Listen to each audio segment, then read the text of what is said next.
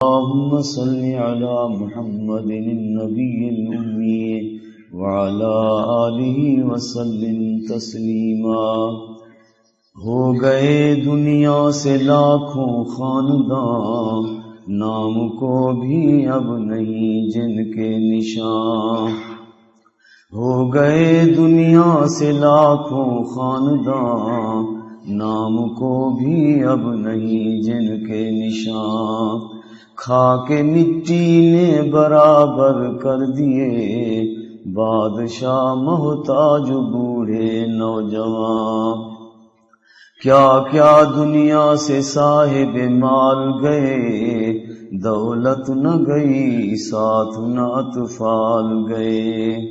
گھر گئے تو اعمال حسنہ ہی گئے، پہنچا کر قبر تک پھر سب آ گئے۔ جو یہاں آیا ہے اس کو جانا ہوگا ایک دن، جب فنا ٹھہری تو پھر کیا 100 برس کیا ایک دن۔ کیا پیغمبر کیا ولی کیا اہل دولت کیا فقیر، سب کو ہے منہا خلقناکم کا صدمہ ایک دن۔ بہار دنیا ہے چند روزہ، یہاں نہ چل سر اٹھا اٹھا کر، خدا نے ایسے ہزاروں نقشے بگاڑ ڈالے بنا بنا کر۔ ہمیشہ کے لیے رہنا نہیں اس دار فانی میں، کچھ اچھے کام کر لو 4 دن کی زندگانی میں۔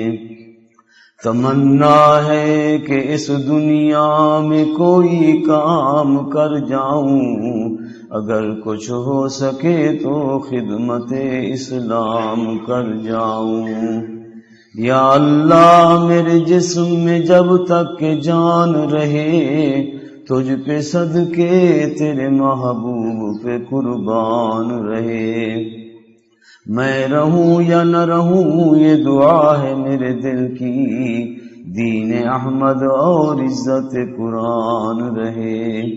اگر جنت میں جانے کا ارادہ ہو تمامی کا، گلے میں ڈال لو تو محمد کی غلامی کا۔ پروانے کو چراغ ہے بلبل کو پھول بس، صدیق کے لیے ہے خدا کا رسول بس۔ اللہم صل علی محمد وعلی آل محمد کما صلیت علی ابراہیم وعلی آل ابراہیم وعلی آل ابراہیم انک حمید مجید۔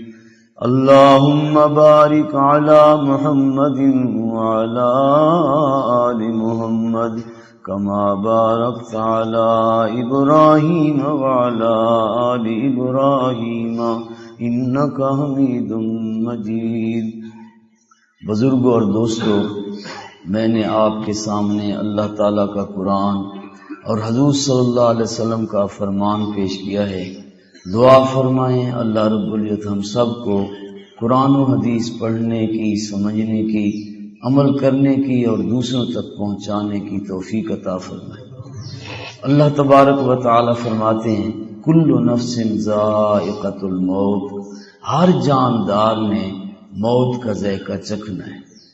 وَإِنَّمَا تُوَفَّوْنَ أُجُورَكُمْ يَوْمَ الْقِيَامَةِ، اور قیامت کے دن تمہارے اعمال کا تمہیں پورا پورا بدلہ دیا جائے گا۔ فَمَنْ زُحْزِحَ عَنِ النَّارِ، جو جہنم سے بچا دیا گیا، وَأُدْخِلَ الْجَنَّةَ، اور جنت کے اندر داخل کر دیا گیا، فَقَدْ فَازَ، وہ کامیاب ہو گیا۔ وَمَا الْحَيَاةُ الدُّنْيَا إِلَّا مَتَاعُ الْغُرُورِ، دنیا کی زندگی دھوکے کا سامان ہے۔ اور ہمارے پیارے نبی حضرت محمد صلی اللہ علیہ وسلم فرماتے ہیں تحفۃ المومن الموت، کہ مومن کے لیے موت تحفہ ہے۔ تو تحفے سے تو لوگ خوش ہوا کرتے اور ہم گھبراتے ہیں۔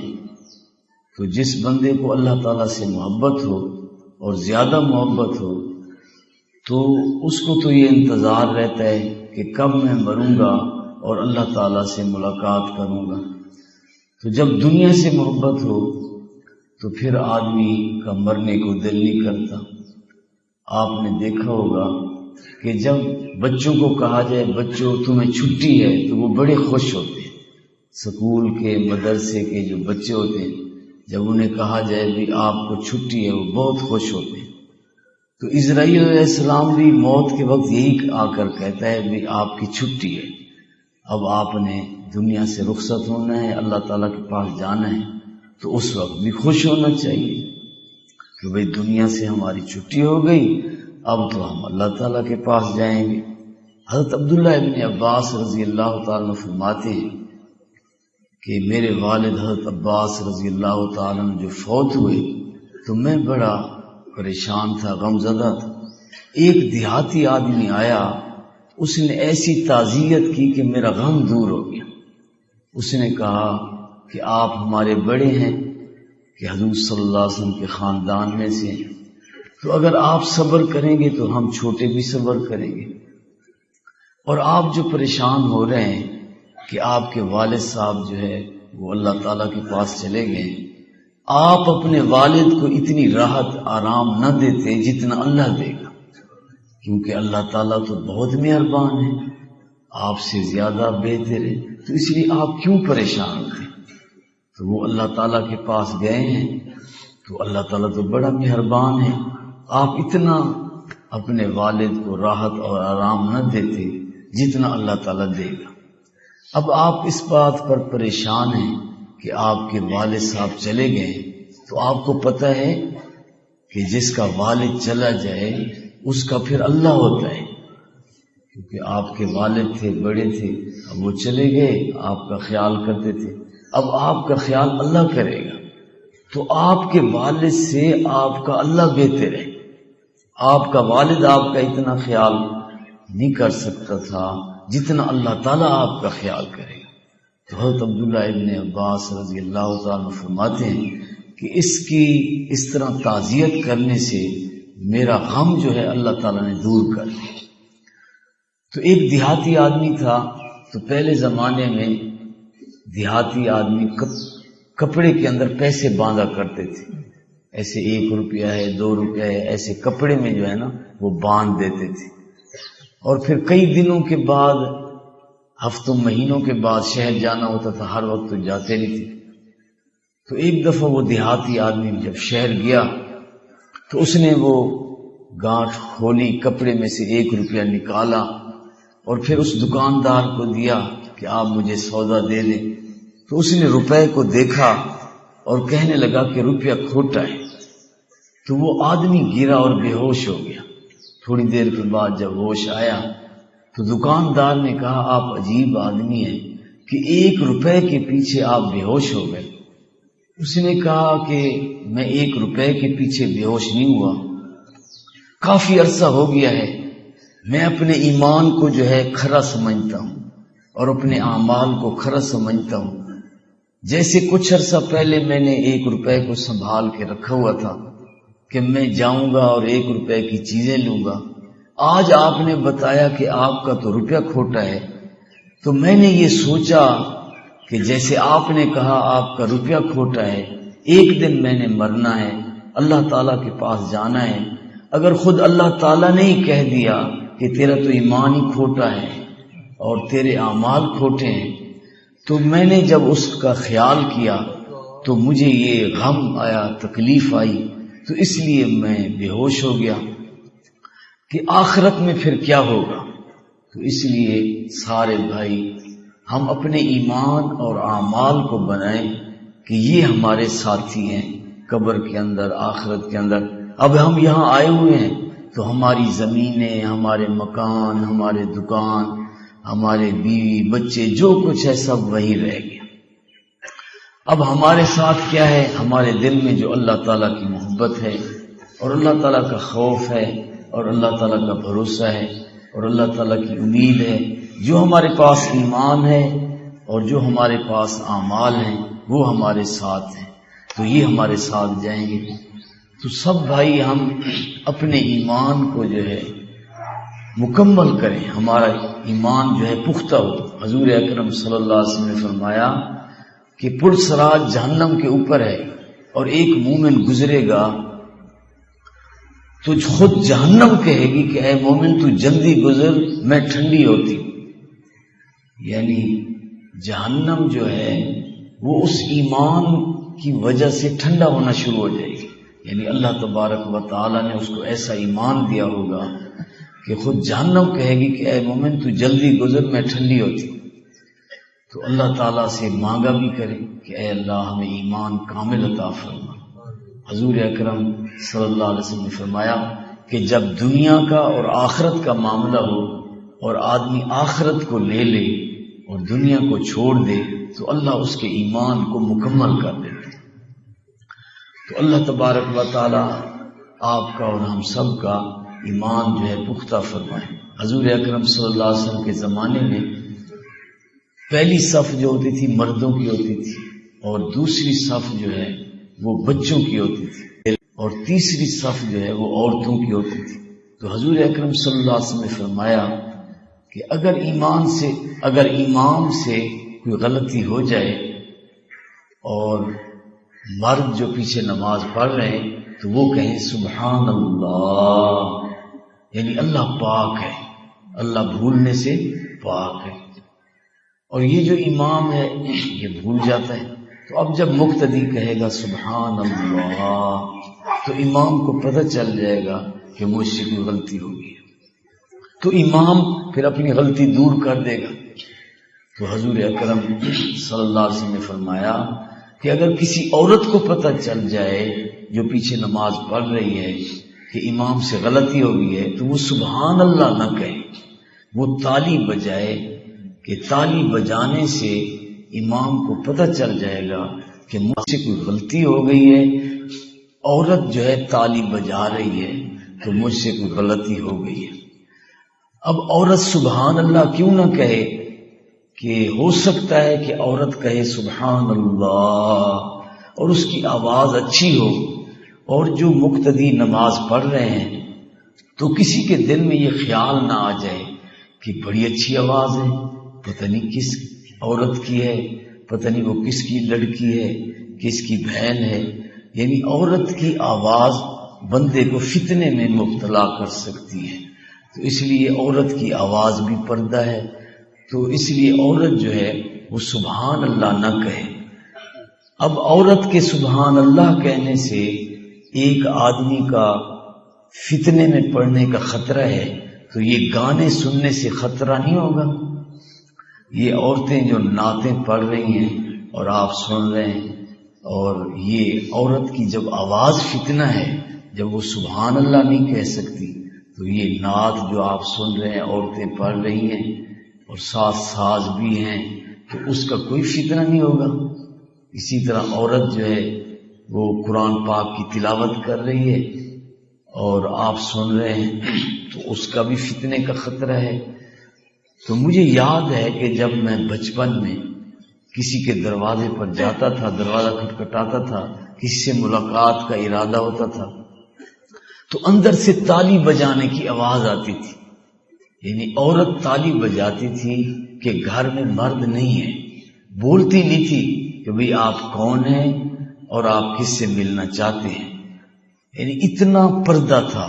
اب جتنا جتنا مغربی تہذیب آ رہی ہے اور ایجادات خرافات آ رہی ہیں تو ایستا ایستا یہ چیز جو ہے ختم ہو رہی ہے. تو اس لیے حضور صلی اللہ علیہ وسلم نے فرمایا کہ فتقوا الدنیا واتقوا النساء، ایک دنیا سے بچنا اور ایک عورتوں سے بچنا. تو اس لیے ہم یعنی جو بری عورتیں ہیں، اب یہ جو آیا ہے نا فون، تو اللہ تعالیٰ بس حفاظت کرے. اب ہم کہتے ہیں چلو کسی عورت سے گپ شپ لگا لیتے ہیں، طبیعت خراب ہے. تو پہلے زمانے میں کہتے تھے طبیعت خراب ہے، چلو اللہ تعالیٰ کا ذکر کر لیتے ہیں، کوئی درود شریف پڑھ لیتے ہیں، کوئی قرآن پاک کی تلاوت کر لیتے ہیں، کوئی نماز پڑھ لیتے ہیں تاکہ اللہ تعالیٰ ہمارا یہ غم پریشانی دور کر دے. اب کتنے بری بات ہے کہ عورت کے ساتھ غیر ضروری باتیں بندہ فون پر کر رہا ہے اور عورت کے ساتھ جو ہے اس کا کوئی رشتہ نہیں ہے، غیر محرم ہے، اور اس کو اتنا پتہ نہیں ہے کہ حضور صلی اللہ علیہ وسلم نے فرمایا ہے کہ اللسان یزنی، یہ زبان بھی زنا کرتی ہے، اور اس کا زنا بولنا ہے جب ہم کسی عورت کے ساتھ جس کے ساتھ ہمارا کوئی تعلق نہیں ہے، وہ غیر محرم عورت ہے، اور ہم اس کے ساتھ جو ہے باتیں کر رہے ہیں، اور جس نیت سے کر رہے ہیں وہ اللہ تعالیٰ کو پتہ ہے، اللہ تعالیٰ جانتا ہے۔ ہم یہ نہ، لوگ تو یہ سمجھیں گے کہ کوئی بات ہو رہی ہے، کوئی کام ہوگا، کوئی ضرورت ہوگی، لیکن اللہ تعالیٰ کو پتہ ہے کہ اس کی کیا نیت ہے، اس کا کیا ارادہ ہے۔ تو اب زبان کا زنا ہو رہا ہے۔ اسی طرح حضور صلی اللہ علیہ وسلم نے فرمایا یہ کان بھی زنا کرتے ہیں، کہ مثال ہم گانا سن رہے ہیں، ہم کہتے ہیں اس سے کیا ہوتا ہے، یہ جو کان ہوتا ہے، جو ہم اس کے ذریعے سے کسی غیر عورت کی باتیں سنتے ہیں، تو یہ باتیں جو ہم سن رہے ہوتے ہیں، گانے سن رہے ہوتے ہیں، یہ کان کا زنا ہو رہا ہوتا ہے۔ تو اسی طرح حضور صلی اللہ علیہ وسلم نے فرمایا کہ آنکھیں بھی زنا کرتی ہیں۔ اب ٹی وی پر یا جو بھی یہ چیزیں ہم دیکھتے ہیں تو آنکھ کا زنا ہو رہا ہے، کہتے ہیں کہ یہ کیا ہوتا ہے اس طرح دیکھنے سے۔ اسی طرح عورتیں ہوتی ہیں ہمارے سامنے آ جاتی ہیں، اگر ہم بار بار دیکھ رہے ہیں تو ہماری آنکھ کا کیا ہو رہا ہے بھائی، زنا ہو رہا ہے۔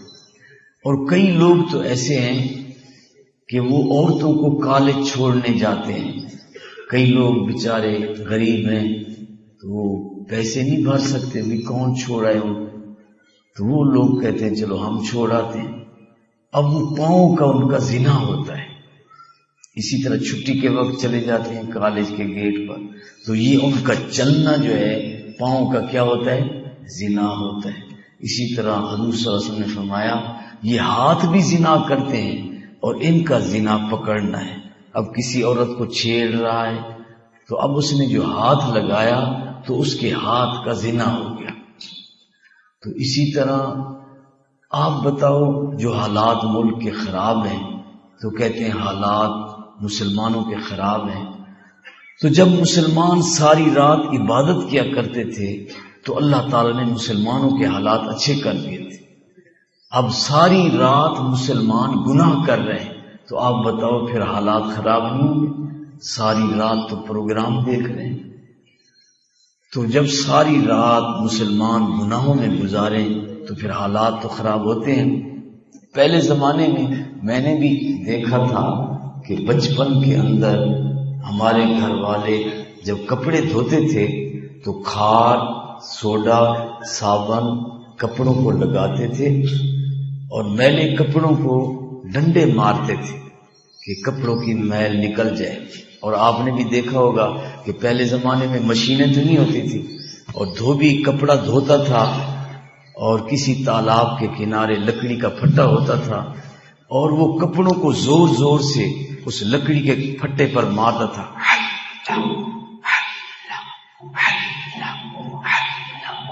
ادھر کپڑے دھوتے تھے، دھل جاتے تھے، ادھر دل بھی دھل جاتا تھا، دل بھی صاف ہو جاتا تھا۔ تو ایک اللہ والے گزر رہے تھے، انہوں نے فرمایا کہ اے کپڑوں، اگر تم میلے نہ ہوتے تو تمہاری پٹائی نہ ہوتی۔ یہ تمہاری پٹائی اس لیے ہو رہی ہے کہ تمہارے اندر میل ہے، کیونکہ جو کپڑا میلا ہوتا ہے تو دھوبی اس کو جو ہے زور زور سے جو ہے لکڑی کے پھٹے پر مارتا ہے، اور گھر والے بھی اس کپڑے کو ملتے ہیں اور اس کو ڈنڈے مارتے ہیں اور زور زور سے ہاتھ مارتے ہیں کہ کسی طرح ان کی میل دور ہو جائے۔ تو وہ اولیاء اللہ فرمانے لگے کہ اے کپڑوں، آپ کی پٹائی اس لیے ہو رہی ہے کہ آپ میلے ہو گئے ہو، اگر آپ صاف ستھرے ہوتے تو آپ کی پٹائی نہ ہوتی۔ ساری دنیا میں مسلمانوں کی پٹائی اس لیے ہو رہی ہے کہ یہ میلے ہو گئے، سنت کی بجائے بدعت آ گئی، اور توحید کی بجائے شرک آ گیا، اور شریعت کی بجائے رسم و رواج آ گئے۔ آج شریعت پر جو چلے وہ اجنبی نظر آتا ہے کہ یہ عجیب آدمی ہے، یہ کیا کر رہا ہے، کیسے اس کی شادی ہو رہی ہے، کیسے ان کے ہاں غمی ہو رہی ہے، کیسے یہ، اور جو رسم پر چلے، رواج پر چلے تو بڑی رونق نظر آتی ہے کہ کیسی بارونق شادی ہے. دیکھو مرنے کے بعد بھی ان کے ہاں رونقیں ہیں، حالانکہ مرنے کے بعد تو اداسی ہوتی ہے، تنہائی ہوتی ہے. یہ تو بڑی رونق لگی ہوئی. اور یہ حضور اکرم صلی اللہ علیہ وسلم نے اطلاع دی تھی. آپ نے فرمایا تھا کہ ایسا زمانہ آئے گا کہ لوگ اچھی بات کا حکم نہیں کریں گے اور بری بات سے نہیں روکیں گے. صحابہ نے عرض کیا یا رسول اللہ صلی اللہ علیہ وسلم ایسا بھی ہوگا کہ لوگ اچھی بات کا حکم ہی نہیں کریں گے اور بری بات سے روکیں گے نہیں؟ آپ نے فرمایا اس سے بھی زیادہ برا آئے گا وقت کہ برائی کا حکم دیں گے اور نیکی سے روکیں گے. اور واقعی صحیح بات ہے کہ آج اس دور کے اندر نیکی سے روکا جاتا ہے. اب بچہ ہے وہ کسی اللہ والے کا بیعت ہو گیا ہے یا تبلیغی جماعت میں چلا گیا ہے یا کسی کتاب پڑھ کر اس کے دل میں اللہ کا خوف ڈر آ گیا، اس نے داڑھی رکھ لی تو ماں کہتی ہے بیٹا تم نے داڑھی رکھی تو اب تمہاری شادی کیسے ہوگی؟ حالانکہ وہ یہ نہیں سوچتی کہ جس بیٹے نے داڑھی رکھ لی ہے اس کی تو شادی اچھی جگہ ہوگی، اس کو تو حافظہ عالمہ ملے گی، اس کو تو قاریہ ملے گی، اللہ تعالیٰ کا ذکر کرنے والی، اللہ تعالیٰ سے ڈرنے والی بیوی ملے گی، کیونکہ یہ جو اچھا ہو گیا تو اللہ تعالیٰ اس کو بیوی بھی اچھی دیں گے. حالانکہ اب دیکھو میں نے داڑھی نہیں منڈوائی تو میری شادی ہو گئی، 4 بچے ہیں، تو کون کہتا ہے کہ داڑھی والے کو رشتہ نہیں ملتا؟ اب دیکھو ماں جو ہے بچے کو نیکی سے روک رہی ہے کہ داڑھی نہ رکھو، تمہاری شادی کیسے ہو؟ تو حضور صلی اللہ علیہ وسلم کا فرمان بالکل سچ کہ آپ صلی اللہ علیہ وسلم نے فرمایا کہ ایسا زمانہ آئے گا کہ نیکی سے روکا جائے گا کہ یہ نیک کام نہ کرو. اب بچے کی شادی ہو رہی ہے، وہ کہتا ہے امی میری شادی تو آپ سادی کریں، سنت کے مطابق کریں، میری شادی کے اوپر یہ رسومات نہیں ہونی چاہیے اور یہ بے حیائی اور برائی کے پروگرام نہیں ہونے چاہیے. میری تو شادی جو ہے نا سادی ہونی چاہیے اور شریعت کے مطابق ہونی چاہیے. اب جتنے رشتہ دار ہیں اور گھر والے کہتے ہیں بیٹا اب روز روز تو شادی نہیں ہوتی، کبھی کبھی ہوتی ہے اور یہ سارے لوگ آئیں گے. اب یہ اگر ہم کوئی پروگرام نہیں بنائیں گے تو یہ ناراض ہو جائیں گے، تو اس لیے آپ جو ہے آپ خاموش ہو جائیں، جیسے ہم کرتے جائیں آپ دیکھتے جائیں. آپ یہ نہ کہیں کہ اس طرح نہ کرو، اس طرح نہ کرو، اس طرح تو اللہ ناراض ہو جائے گا، اس طرح تو حضور اکرم صلی اللہ علیہ وسلم ناراض ہو جائیں گے، اس طرح تو میری شادی میں برکت ختم ہو جائے گی، تو آپ اس طرح نہ کرو. تو اب اس کو مجبور کرتے ہیں کہ اب وہ کہتے ہیں ہاتھوں کو مہندی لگا لو. اب وہ کہتے ہیں میں ہاتھوں کو مہندی نہیں لگاتا. تو کہتے ہیں نہیں، یہ عورتیں جو ہیں سب سے زیادہ رسم و رواج پر یہ مجبور کرتی. اب وہ کہتی ہیں مہندی لگاؤ، حالانکہ حضور صلی اللہ علیہ وسلم نے فرمایا کہ عورتیں ہاتھوں پر مہندی لگائیں اور ہاتھ کے ناخن پر بھی عورتیں مہندی لگائیں. ایک عورت نے عرض کیا یا رسول اللہ صلی اللہ علیہ وسلم میں آپ سے بیعت ہونا چاہتی ہوں. آپ نے فرمایا جب تک تو اپنے ہاتھوں پر مہندی نہیں لگائے گی میں تجھے بیعت نہیں کروں گا. تو اس نے مہندی لگائی تو آپ صلی اللہ علیہ وسلم نے اس کو بیعت کیا.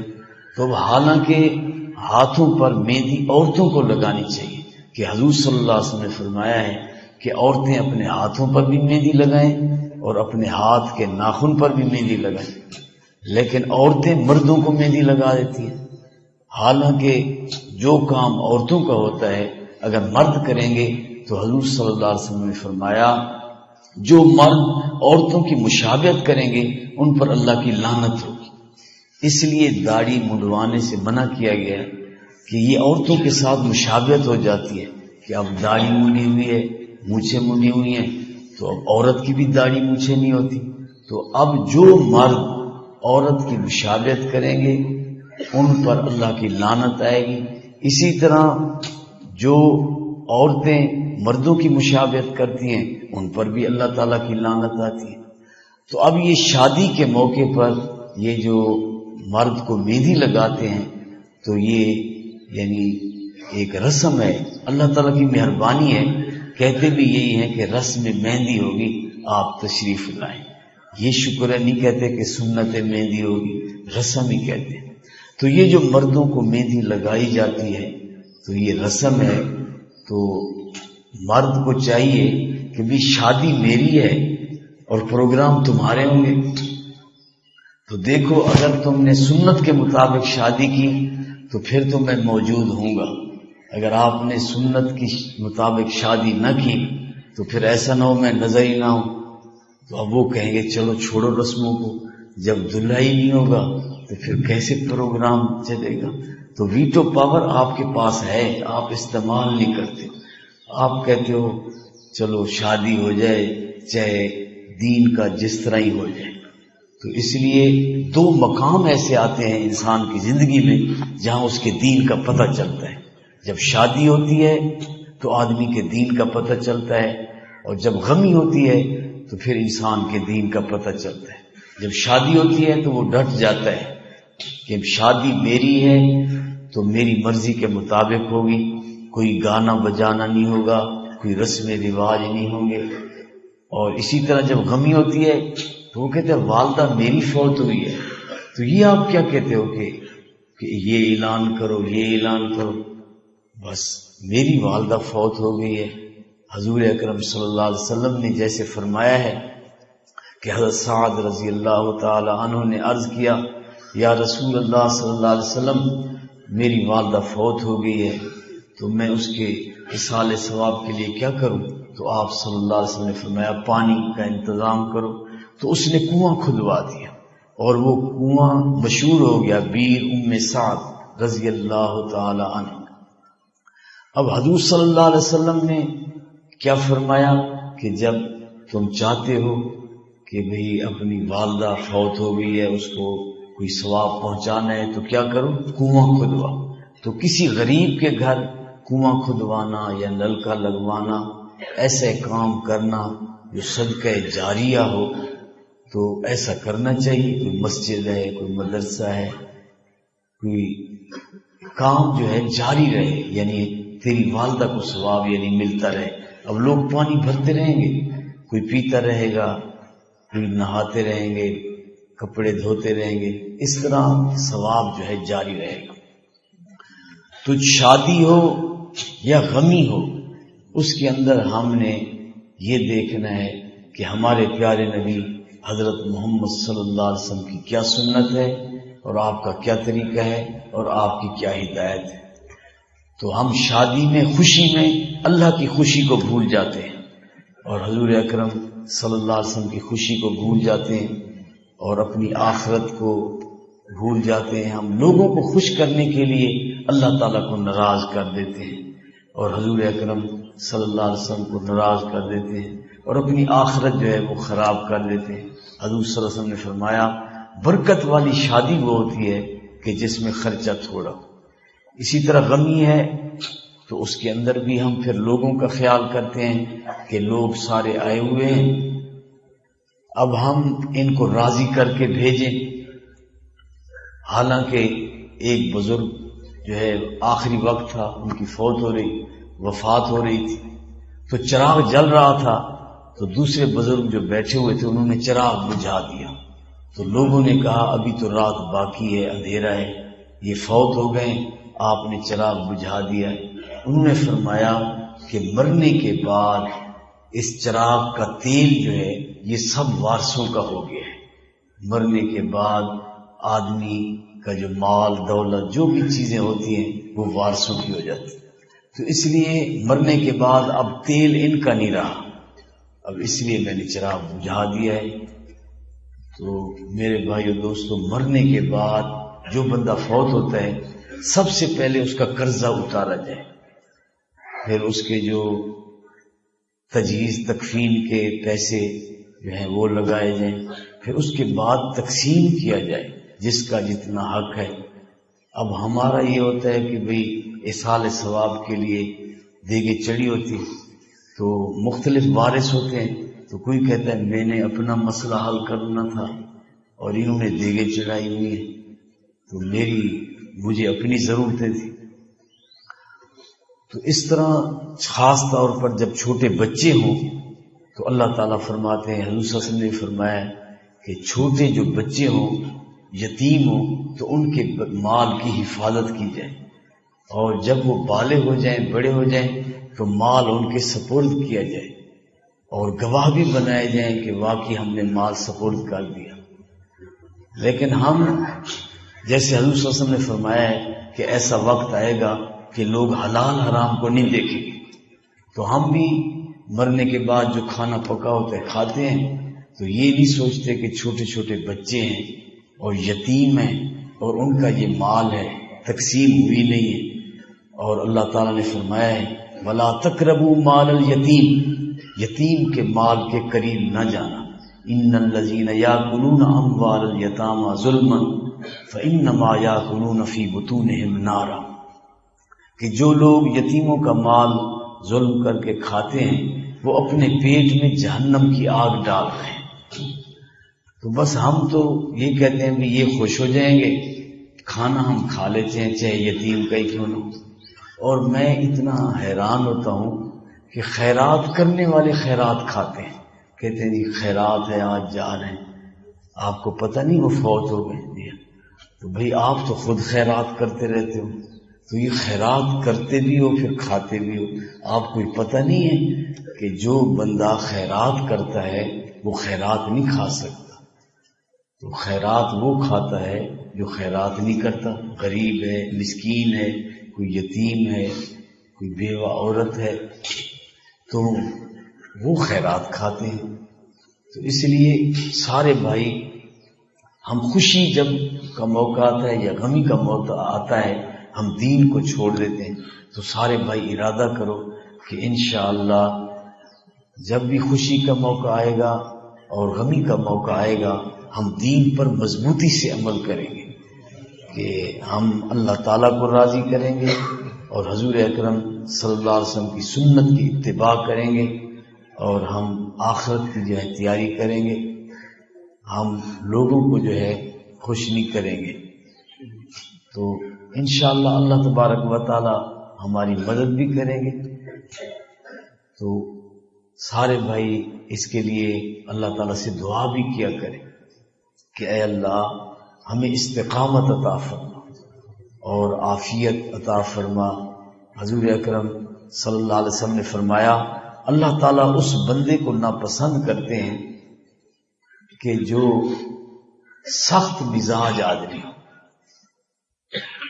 اور بازاروں کے اندر چیخنے والا ہو، بازار کے اندر شور مچاتے ہیں، گاہکوں کو بلاتے ہیں، پتہ نہیں کیا کیا کرتے ہیں. اور فرمایا کہ زیادہ کھانے والے کو بھی اللہ تبارک و تعالیٰ پسند نہیں کرتے. اور اسی طرح جو بندہ رات کو مردے کی طرح پڑا رہے اس کو بھی اللہ پسند نہیں کرتا. جس طرح مردہ ہوتا ہے وہ تو پڑا ہوتا ہے، تو اسی طرح یہ بندہ رات کو نہیں اٹھتا کہ تہجد پڑھے، اللہ کا ذکر کرے، کوئی توبہ کرے، اللہ تعالیٰ سے اپنے گناہوں کی معافی کرائے.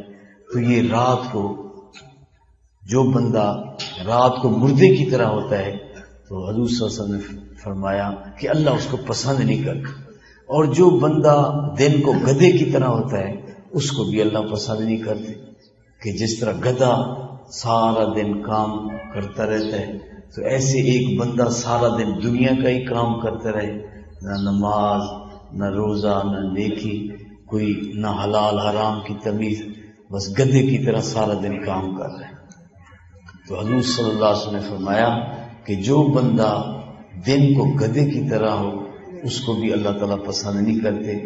اور جو بندہ دنیا کا تو واقف ہو، دنیا کی امور کا واقف ہو، اس کو علم ہو، اور آخرت سے جو بندہ نہ واقف ہو اس کو بھی اللہ پسند نہیں کرتے.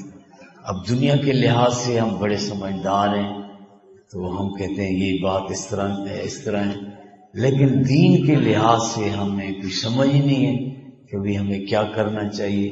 تو حضور اکرم صلی اللہ علیہ وسلم نے فرمایا کہ ایسا بندہ جو دنیا کو جانتا ہے اور آخرت کو نہیں جانتا تو ایسے بندے سے اللہ تعالیٰ محبت نہیں کرتا۔ تو ہم سب بھائی آخرت کا فکر کریں اور آخرت کی تیاری کریں۔ حضور اکرم صلی اللہ علیہ وسلم نے فرمایا کہ سمجھدار وہی ہیں کہ جو آخرت کی تیاری کرتے ہیں۔ تو جتنے نبی ہیں اور جتنے ولی ہیں سب اللہ تعالیٰ سے ڈرتے ہیں، اور ایک اللہ تعالیٰ کی ذات ہے جو کسی سے نہیں ڈرتی۔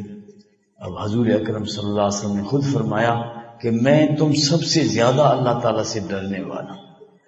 تو اب خود پیغمبر بھی اللہ تعالیٰ سے مانگتے ہیں۔ حضور اکرم صلی اللہ علیہ وسلم فرماتے ہیں کہ رب زدنی علما، میرے رب میرے علم میں اضافہ فرما۔ تو ہم سب توبہ کریں، اللہ تعالیٰ سے معافی مانگیں، اللہ تعالیٰ ہم سب کو معاف کرے۔ خواجہ غلام فرید صاحب کوٹ مٹھن شریف والے اولیاء اللہ ہیں، پیر ہیں، بزرگ ہیں، وہ فرماتے ہیں کہ اے اللہ میری لکھ بار توبہ ہے، ہم ایک دفعہ توبہ نہیں کرتے۔ وہ فرماتے ہیں گندڑی عادت گندڑے فیلوں، توبہ توبہ لکھ لکھ بار، بخش بشالا رب غفار۔ رات قبر دی بی حشر دا، سر تے کڑ کن بارے بار، بخش بشالا رب غفار۔ یاد آون گناہ پرانے، رواں رواں زارو زار، بخش بشالا رب غفار۔ یاد آون گناہ پرانے، رواں رواں زارو زار، بخش بشالا رب غفار۔ وہ کہتے ہیں مجھے پرانے پرانے گناہ یاد آتے ہیں اور پھر میں زار و زار روتا ہوں کہ میرا آخرت میں کیا ہوگا۔ اور ہم سب یہی کہتے ہیں کہ ہم بڑے سمجھدار ہیں، ہم بڑے پڑھے لکھے ہیں، ہم بڑے مالدار ہیں، اپنے خاندان میں سے میں بہت اچھا ہوں۔ اور وہ اولیاء اللہ فرماتے ہیں کہ اے اللہ میں تو کسی کام کا ہی نہیں۔ فرماتے ہیں اوگن ہاری نہ کہیں کم دی، کو جی کملی بد کردار، بخش مشالا رب غفار۔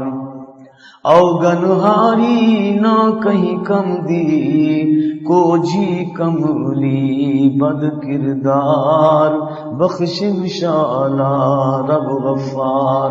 کہ اے اللہ میں تو کسی کام کا ہی نہیں ہوں، اور ہم کہتے ہیں میں کام کا آدمی ہوں، میں اگر مر گیا پتہ نہیں گھر والوں کا کیا ہوگا۔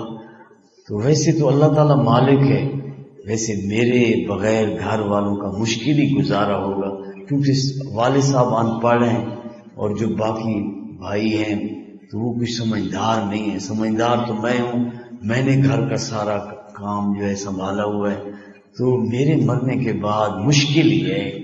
تو ویسے اللہ تعالیٰ مالک ہے۔ تو دیکھو ہم اپنے آپ کو اچھا سمجھتے ہیں، اور جو اولیاء اللہ ہیں خواجہ غلام فرید صاحب رحمۃ اللہ علیہ فرماتے ہیں کہ اے اللہ میں تو کسی کام کا ہی نہیں۔ اب حیرانگی یہ ہوتی ہے کہ اولیاء اللہ خود اللہ کو پکار رہے ہیں، کہ خواجہ غلام فرید صاحب اللہ تعالیٰ سے کہہ رہے ہیں کہ اے اللہ یہ پیر پیغمبر بھی تیرے بندے ہیں، اے اللہ تیرے علاوہ میری مشکل کون حل کرے گا۔ فرماتے ہیں پیر پیغمبر تیرے بانے، تو مالک تو کل مختار، میں مسکین فرید ہاں تیرا، تے بن کون اتارن پار۔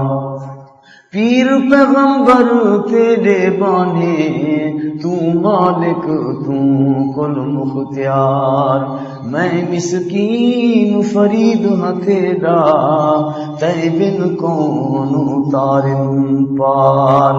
فرماتے ہیں کہ اے اللہ یہ پیر پیغمبر تیرے بندے ہیں، اور میں بھی جو مسکین ہوں، محتاج ہوں، فرید ہوں، اے اللہ میں بھی تیرا ہوں، اے اللہ تیرے علاوہ کون پار لگائے گا۔ اب دیکھیں اولیاء اللہ ہیں اور وہ پار لگانے والا کس کو سمجھ رہے ہیں؟ اللہ تعالیٰ کو، اور اللہ تعالیٰ سے کہہ رہے ہیں کہ اے اللہ آپ کے بغیر ہماری جو ہے کون مشکل حل کرے گا، ہمیں کون پار لگائے گا۔ تو اب اولیاء اللہ کا راستہ بھی یہی ہے کہ اللہ تعالیٰ کو پکارا جائے، اللہ تعالیٰ کو یاد کی جائے، اللہ تعالیٰ کو یاد کیا جائے، اللہ تعالیٰ سے محبت کی جائے، اللہ تبارک و تعالیٰ سے ڈرا جائے، اور کوئی مشکل ہو، کوئی پریشانی ہو، کوئی مصیبت ہو تو اللہ کی طرف خیال کیا جائے۔ اب دیکھو فرعون کو کوئی تکلیف نہیں آئی تو اس نے اللہ کو یاد نہیں کیا۔ اب ہمیں تکلیفیں آتی ہیں تو ہم کہتے ہیں کیوں آ رہی ہیں؟ یہ تکلیفیں آتی ہیں تو بندہ اللہ کو یاد کرتا ہے۔ تو ہمیں بھی چاہیے کہ ہم تکلیف کے اندر اللہ کو یاد کریں۔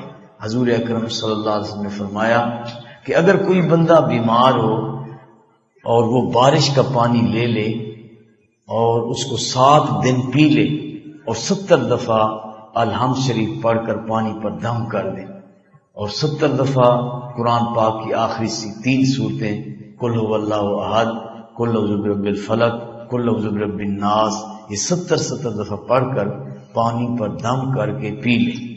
بارش کا پانی ہو اور 1 دفعہ پڑھ کر دم کرے، 7 دن پی لے۔ حضور صلی اللہ علیہ وسلم نے فرمایا کہ میں قسم اٹھاتا ہوں کہ اللہ بیمار کی ہڈیوں سے بیماری نکال دے گا۔ تو میرے پاس ایک نوجوان آیا کہ مجھے رات کو نا ایک بیماری ہے، رات کو پیشاب نکل جاتا ہے بستر پر، تو صبح والدہ مجھے گالیاں دیتی ہے اور گھر والے نفرت کرتے ہیں کہ تم جوان آدمی ہو، پیشاب کر دیتے ہو، تو صبح اٹھو۔ تو میں اب صبح سارے کپڑے خراب ہوتے ہیں، میں پریشان ہوتا ہوں کہ صبح اٹھوں نماز پڑھوں، تو اب کیا پڑھوں، کپڑے ہی خراب ہیں اور روزانہ ایسے ہوتے ہیں۔ میں تو دوائیاں کھا کھا کے تنگ آ گیا۔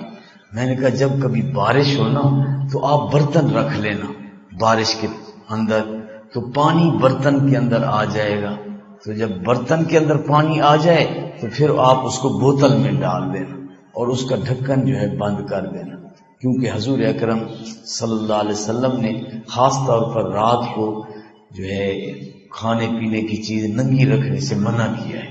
آپ صلی اللہ علیہ وسلم نے فرمایا کہ جو خالی برتن ہو تو رات کو الٹا کر کے رکھا کرو، تاکہ رات کو ان کے اندر کوئی سانپ ہے، بچھو، کیڑے مکوڑے، شیاطین، جنات، کوئی اس کے اندر اثر نہ ہو، وہ برتن الٹے رکھو۔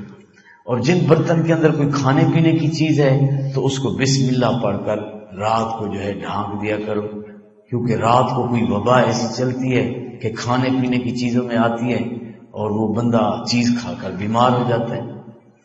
تو اس نے کچھ عرصے کے بعد مجھے بتایا کہ جب سے میں نے وہ بارش والا پانی پیا ہے اللہ تعالیٰ نے مجھے آرام دے دیا ہے۔ تو حضور صلی اللہ علیہ وسلم کا فرمان بھی ہے کہ بارش کے پانی میں، زمزم کے پانی میں اور سورت فاتحہ کے اندر اور شہد کے اندر شفا ہے۔ تو اس لیے یہ جو بارش کا پانی ہوتا ہے شفا ہوتا ہے۔ تو مجھے کہنے لگا کہ اس بیماری کا تو مجھے آرام آ گیا ہے، اب میرا رات کو پیشاب بستر پر نہیں نکلتا، لیکن ایک مجھے پریشانی ہے کہ جب میں بس میں ویگن میں بیٹھتا ہوں تو وہ گانا چلا دیتے ہیں، تو مجھے بڑی پریشانی ہوتی ہے کہ یہ گانا چل رہا ہے۔ میں نے کہا حضور صلی اللہ علیہ وسلم کی ایک حدیث ہے کہ اگر کسی جگہ کوئی برائی ہو رہی ہو اور آدمی وہاں بیٹھا ہو اور وہ اس برائی کو پسند نہ کرتا ہو تو حضور صلی اللہ علیہ وسلم نے فرمایا کہ وہ ایسا ہے کہ جیسے وہاں موجود ہی نہیں ہے۔ لیکن اب آپ کو پریشانی ہوتی ہے تو آپ اللہ اللہ چلا دیا کرو، وہ ٹیپ چلا دیتے ہیں، آپ اللہ اللہ چلا دیا کرو۔ اس نے کہا ٹھیک ہے۔ کچھ دنوں کے بعد مجھے ملا، کہنے لگا کہ جب میں اللہ اللہ کرتا ہوں تو ٹیپ خراب ہو جاتی ہے۔ اب وہ بس والے، ویگن والے پریشان ہوتے ہیں، یہ کوئی 1-2 دن کی بات نہیں، میں جب بھی سفر کرتا ہوں اور وہ ٹیپ چلاتے ہیں تو مجھے نفرت ہوتی ہے، کیونکہ حضور اکرم صلی اللہ علیہ وسلم جا رہے تھے تو گانے کی آواز آ رہی تھی، تو آپ صلی اللہ علیہ وسلم نے کانوں میں انگلیاں دے دی تھی اور آپ نے فرمایا تھا کہ گانے کی آواز پر اللہ تعالیٰ کی لعنت آتی ہے۔ تو اس لیے اب میں جب وہ گانا چلاتے ہیں تو میں اللہ اللہ کرتا ہوں، ٹیپ خراب ہو جاتی ہے۔ تو بات یہ ہے کہ ہمارے پیٹ میں وہ گنوں کا رس ہے، وہ جو ٹرالی والے گنے ہوتے ہیں، تو ادھر زبان پر ہم جھوٹ بولتے ہیں، تو جب آدمی حلال نہ کھائے اور سچ نہ بولے تو اس کی زبان پر اثر نہیں ہوتا۔ تو اس لیے ہم حلال کھایا کریں اور سچ بولا کریں. تو جس طرح اس نوجوان کے اللہ اللہ کرنے سے اللہ تعالیٰ نے اتنا اثر ڈالا کہ اللہ تعالیٰ وہ ٹیپ خراب کر لیتا تھا، تو اگر آج ہم اسی طرح کریں تو اللہ کافروں کے اسلحے کو خراب نہیں کر سکتے. اللہ تعالیٰ کافروں کے اسلحے کو اس وقت خراب کرے گا کہ جب ہمارے جوان رات کو اللہ کی عبادت کریں.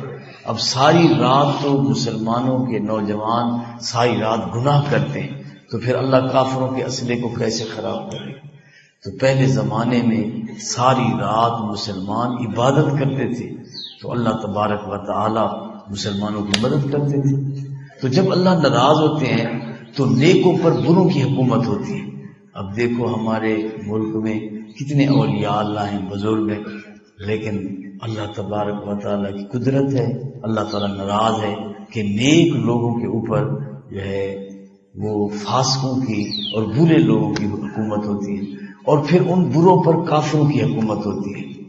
تو اگر ہم اچھے ہوں گے تو ہمارے اعمال اچھے ہوں گے، تو ہمارے حالات اچھے ہوں گے، ہمارے حکمران بھی اچھے ہوں گے. اور یہ حدیث کے اندر ہے کہ حضور صلی اللہ علیہ وسلم نے فرمایا، اللہ تعالیٰ فرماتے ہیں انا مالک الملوک، میں تمام بادشاہوں کا بادشاہ ہوں. تمام بادشاہوں کا بادشاہ کون ہے؟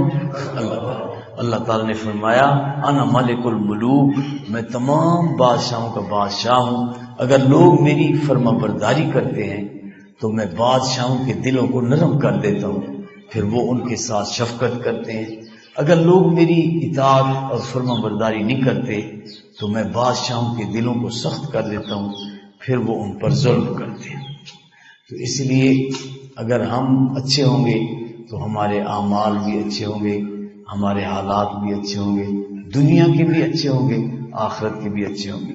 تو شیطان کبھی کبھی ہمیں اللہ تعالیٰ سے بھی بدگمان کر دیتا ہے، تو ہم اللہ تعالیٰ سے بدگمان نہ ہوں.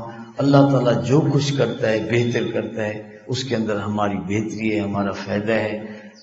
تو ہم اللہ تبارک و تعالیٰ کے ساتھ گمان اچھا رکھیں. اسی طرح کبھی کبھی شیطان اپنے پیر کے بارے میں بدگمان کر دیتا ہے، والدین کے بارے میں، ایک انسان مسلمان کے بارے میں بھی کر دیتا ہے. کہتے ہیں یہ جو آدمی آ رہا ہے نا، یہ تیرے خلاف کوئی تویز لے کے آ رہا ہے، بس اب تیرے حالات خراب ہو جائیں. اب دو آدمی بات کر رہے ہیں اور یہ جا رہے ہیں، کہتے ہیں تیرے خلاف کوئی منصوبہ بنا رہے ہیں، اللہ خیر کرے، حالانکہ وہ کوئی بات بھی نہیں کر رہے. حضور صلی اللہ علیہ وسلم نے فرمایا سب سے جھوٹی بات جو ہے وہ بدگمانی ہے، کہ بندہ ایسے دل میں خیال کر لے کہ بھی اس نے کچھ کیا ہے یا یہ میرے متعلق ایسا کرتا ہے. تو اس لیے حضور اکرم صلی اللہ علیہ وسلم نے فرمایا کہ اللہ تبارک و تعالی جس بندے کے ساتھ بھلائی کا ارادہ کرتے ہیں اس کو دنیا میں تکلیف دے دیتے ہیں، تو اللہ تبارک و تعالی اس تکلیف کی وجہ سے اس کے دنیا میں ہی گناہ معاف کر دیتے ہیں. اور اللہ تبارک و تعالی جس کے ساتھ بھلائی نہیں کرتے اس کو دنیا میں کوئی تکلیف نہیں آتی، اور پھر آخرت کے اندر اللہ تبارک و تعالی اس بندے کو عذاب دیں گے. تو اس لیے جو بیماریاں آ رہی ہیں، مصیبتیں آ رہی ہیں، یہ بھی اللہ کی رحمت ہے. ہم اللہ تعالیٰ سے عافیت مانگیں کہ اے اللہ آپ ہمیں بیماریوں سے، پریشانیوں سے، مصیبتوں سے بچائیں. لیکن اگر ہم مسلمانوں پر ساری دنیا کے اندر اگر کوئی مصیبتیں آ رہی ہیں، پریشانیاں آ رہی ہیں، تو یہ بھی اللہ کی رحمت ہے کہ اس وجہ سے ہمارے گناہ معاف ہو جائیں گے. حضور اکرم صلی اللہ علیہ وسلم فرماتے ہیں کہ جو مسلمان ہوتا ہے اس کے مال کے اندر بھی اور اس کی جان کے اندر بھی اور اس کی اولاد کے اندر بھی نقصان ہوتا ہے، اور وہ بندہ جو ہے پریشان ہوتا ہے تو اللہ تبارک و تعالی اس پریشانی کی وجہ سے اس کے گناہ معاف کر دیتے ہیں، حتیٰ کہ جب اس کی موت کا وقت آتا ہے تو اس پر کوئی گناہ ہی نہیں ہوتا، تو اللہ تبارک و تعالی اس کو جنت میں داخل کر دیتے ہیں. تو اب ہم پر جو بھی مصیبتیں ہیں، پریشانیاں ہیں، تو ہم کہتے ہیں ہم مسلمان ہیں شاید اس لیے پریشانیاں آ رہی ہیں. ہم پر جو پریشانیاں آ رہی ہیں وہ اسلام پر عمل نہ کرنے کی وجہ سے آ رہی ہیں، اس وجہ سے نہیں آ رہی کہ ہم مسلمان ہیں اس لیے ہم پر مصیبتیں ہیں، پریشانی ہیں، بلکہ اس وجہ سے ہیں کہ ہم اسلام پر عمل نہیں کر رہے. تو سارے بھائی ارادہ کریں کہ ہم جو بھی کام کریں گے اللہ تعالیٰ کے حکم کے مطابق کریں گے، اور جو بھی کام کریں گے حضور اکرم صلی اللہ علیہ وسلم کے طریقے کے مطابق کریں گے۔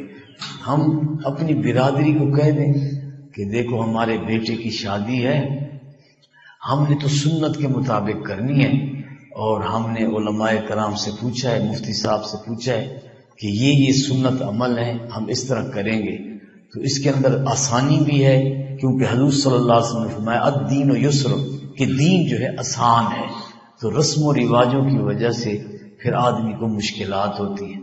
تو آپ اپنی برادری کو بتا دو کہ ہمارے ہاں فوتگی ہو گئی ہے، ہم تو سنت کے مطابق جو ہے اس طرح کام کریں گے، تو پہلے بتا دینا چاہیے۔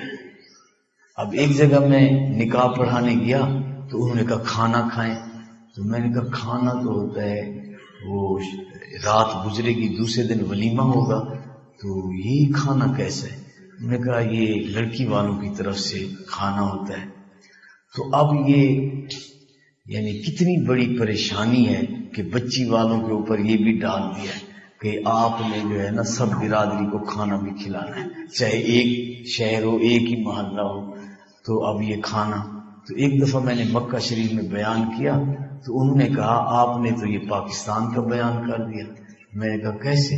انہوں نے کہا یہاں جو بندہ اپنے لڑکے کی شادی کرتا ہے، اگر امیر ہوتا ہے تو بیٹے کا مکان بناتا ہے، اگر غریب ہوتا ہے تو کرائے کا مکان لیتا ہے، اور سب سامان لڑکے والے گھر میں لا کر رکھتے ہیں ضروریات کا، اور جب شادی ہوتی ہے تو پہلی رات پہلے دن ہی وہ اس مکان کے اندر اپنے لڑکے کو رہائش کے لیے کر دیتے ہیں۔ میں نے کہا بھی کچھ دن تو ساتھ رکھا کرو، آپ پہلے ہی دن علیحدہ کر دیتے ہو۔ انہوں نے کہا لڑ بھیڑ کر علیحدہ کرنے سے بہتر ہے کہ پہلے ہی کر دیں۔ میں نے کہا یہ تو ٹھیک ہے، سمجھداری کی بات ہے کہ بھئی ہم کہتے ہیں گھر میں رونق رہے گی، اکٹھے ہی رہتے ہیں سارے۔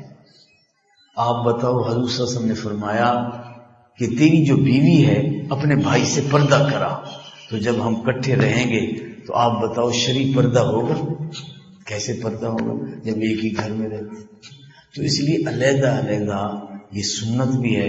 حضور صلی اللہ علیہ وسلم کی جتنی بیویاں تھیں ان سب کے علیحدہ علیحدہ گھر تھے، اور آپ صلی اللہ علیہ وسلم عصر کی نماز کے بعد تھوڑی تھوڑی دیر جو ہے سب بیویوں کے گھر میں جاتے تھے، پوچھتے تھے کیا حال ہے، اچھا حال ہے، پھر ایسے سب بیویوں کے گھر میں عصر کی نماز کے بعد تھوڑی تھوڑی دیر جاتے تھے، اور ظہر کی نماز کے بعد بازار میں جاتے تھے کہ بھی کیسے بیچ رہے ہو، کیسے کاروبار کر رہے ہو، یہ غلط ہے صحیح ہے، آپ اس طرح رہنمائی فرماتے تھے۔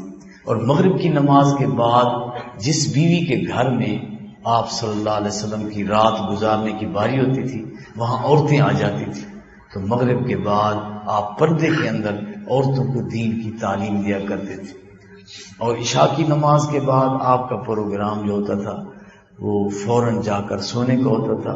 تو آپ صلی اللہ علیہ وسلم رات کو جب گھر جاتے تھے تو سلام ایسا کرتے تھے کہ گھر میں اگر کوئی سو رہا ہوگا تو اس کی نیند میں خلل نہیں آئے گا، اگر جاگ رہے ہوں گے تو ایسا بھی سلام سن لیں گے۔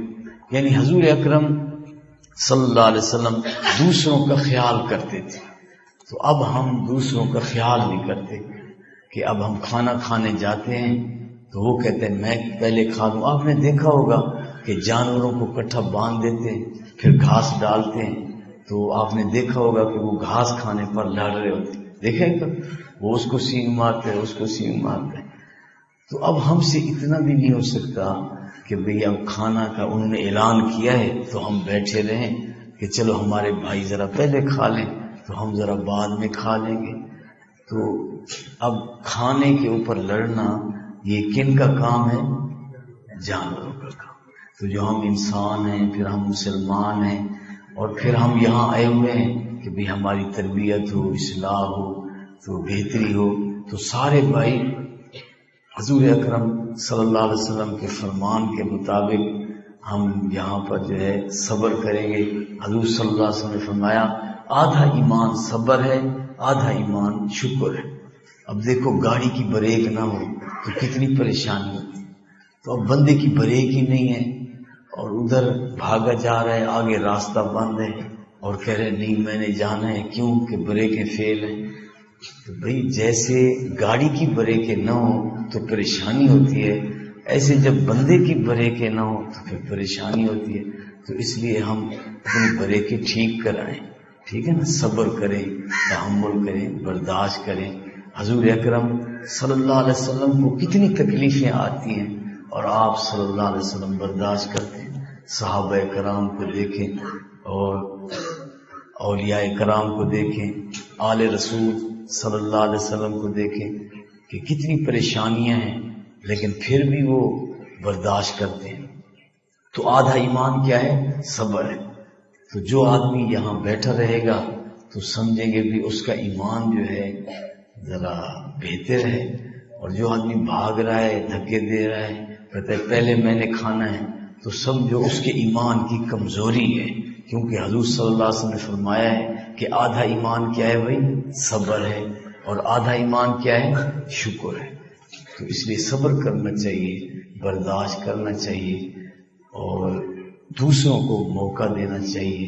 ہم دیکھیں کہ صحابہ کرام تو زخمی ہیں، آخری وقت ہے اور میدان جنگ ہے، اور پھر بھی اصرار کر رہے ہیں کہ میں نہ کھاؤں میرا بھائی کھا لے، میں نہ پیوں میرا بھائی پی لے. تو ہم تو یہاں اور تو کوئی کام ہے نہیں، یا بیٹھے رہتے ہیں سنتے رہتے ہیں اور یا کھاتے ہیں یا سوتے ہیں. آپ بتاؤ کوئی جہاد ہو رہا ہے، کوئی لڑائی ہو رہی ہے؟ تو وہ جہاد کے اندر، تکلیف کے اندر، پریشانی کے اندر بھی وہ جو ہے اصرار کرتے تھے کہ میں نہیں پیتا میرے بھائی کو پلا دو، میں نہیں پیتا میرے بھائی کو پلا دو. تو سارے بھائی ہم خیال کریں گے نا جی، تو سارے بھائی ہم آخرت کا فکر کریں اور اس کی تیاری کریں. ایک دفعہ میں بیت اللہ کے دروازے پر کھڑا ہوا تھا تو ایسے میرے دل میں خیال آیا کہ بھئی یہ اللہ کا دروازہ ہے اور حضور اکرم صلی اللہ علیہ وسلم نے فرمایا ہے کہ کسی کو شہنشاہ نہ کہو، کہ شہنشاہ جو ہے وہ اللہ تعالیٰ ہے، بادشاہوں کا بادشاہ اللہ تعالیٰ ہے. تو اس حرم بیت اللہ کا شہنشاہ کون ہے؟ اللہ تعالیٰ. تو میں نے بیت اللہ کے دروازے پر کھڑے ہو کر اللہ تعالیٰ سے عرض کیا کہ اے شہنشاہ حرم، حشر میں رکھ لینا بھرم، ورنہ کہاں جائیں گے ہم. راستہ ہے دور کا اور تو شاہ کم، اے شہنشاہ حرم، حشر میں رکھ لینا بھرم، ورنہ کہاں جائیں گے ہم. راستہ ہے دور کا اور تو شاہ کم، اے شہنشاہ حرم، حشر میں رکھ لینا بھرم، ورنہ کہاں جائیں گے ہم. یوں ہی آتے جاتے رہے ایمان رہے گا تازہ دم، اے شہنشاہ حرم، حشر میں رکھ لینا بھرم، ورنہ کہاں جائیں گے ہم.